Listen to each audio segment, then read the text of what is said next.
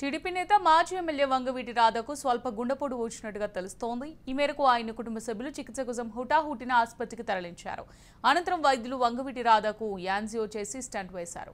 48 గంటల పాటు ఆయన్ను అబ్జర్వేషన్లో పెట్టామని, ప్రస్తుతం రాధ ఆరోగ్యం నిలకడగానే ఉందని వైద్యులు బులెటిన్ విడుదల చేశారు. మరోవైపు వంగవీటి రాధకు హార్ట్ స్ట్రోక్ వచ్చిందనే విషయం మీడియాలో రావడంతో ఆయన అభిమానులు, అనుచరులు రాధ ఆరోగ్య పరిస్థితిపై ఆందోళన వ్యక్తం చేస్తున్నారు. మరికొందరు స్వయంగా ఆయన ఇంటికి వెళ్లి వివరాలు కనుక్కునే ప్రయత్నం చేస్తుండటంతో రాధ ఇంటి వద్ద కార్యకర్తల సందడి నెలకొంది.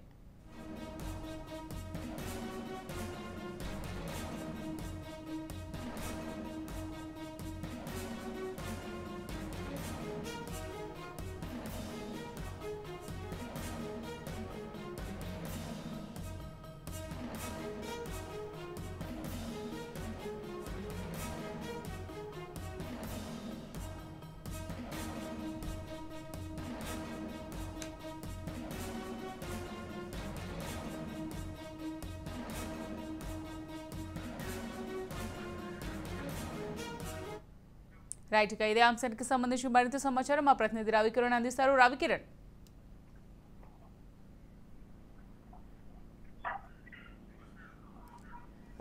మరి ప్రస్తుతం వంగవీటి రాధాకృష్ణ ఇంటి దగ్గర పరిస్థితులు ఏ విధంగా ఉన్నాయి?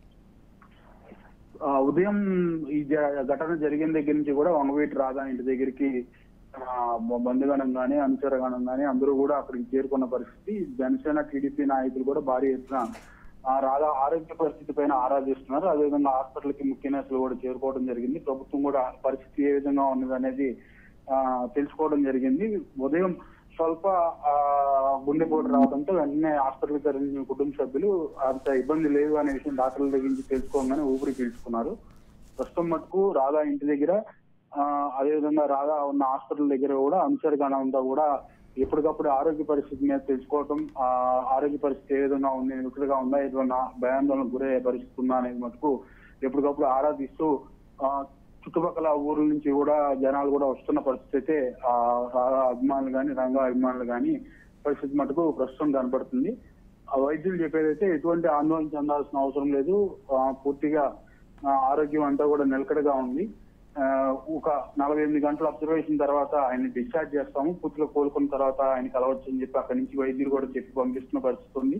ఇటు ప్రభుత్వం నుంచి జిల్లా నాయకులు కానీ, రాష్ట్ర నాయకులు కానీ ఎప్పటికప్పుడు రాధా ఆరోగ్యపై మటుకు దృష్టి పెట్టారు. ఎప్పటికప్పుడు వైద్యులను అడిగి విషయం అయితే ఏ విధంగా ఉంది, ఆ ఆరోగ్య పరిస్థితి ఏ విధంగా ఉంది మటుకు తెలుసుకుంటున్న పరిస్థితి అయితే కనపడుతుంది.